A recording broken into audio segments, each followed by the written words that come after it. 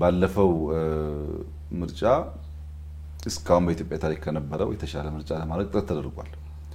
አሁን ደግሞ ምርጫ ቦርድ ዘመናዊ ቴክኖሎጂ ለመታጠቅ ሙከራ እያደረገ ነው።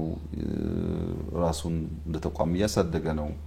ከአምናው የተሻለ ከባለፈው ምርጫ የተሻለ ምርጫ በሰባተኛው አገራዊ ምርጫ ይደረጋል ብዬ ተስፋ አደርጋለሁ። ምርጫን ግን እንደ ማጂክ ቡሌት መውሰድ ትክክል አይደለም። የሁሉ ችግር መፍቻ ምርጫ አይደለም። ውስብስብ ችግር ነው ያለብን፣ ውስብስብ መፍትሄ ነው የሚፈልገው።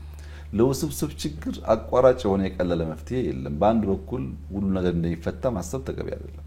ምርጫ ቦርድ ቢጠነክር መራጩ ጉጉት አለው ወይ? መራጩ ቢጎብዝ ሚዲያው ያንን በእውነት ለመዘገብ ብቃት አለው ወይ? ሚዲያው ቢዘግብ በውጭ ያሰፈሰፈው ጠላቶቻችን እንዴት እንተታ ያደርጉታል? ብዙ ፋክተርስ ያለው ነውና እንደ ማጂክ ቡሌት ሁሉን ችግር እንደሚፈታ ሳናስብ ነገር ግን ከባለፈው የተሻለ ነገር ለማድረግ መንግስት በእጅጉ ይሰራል።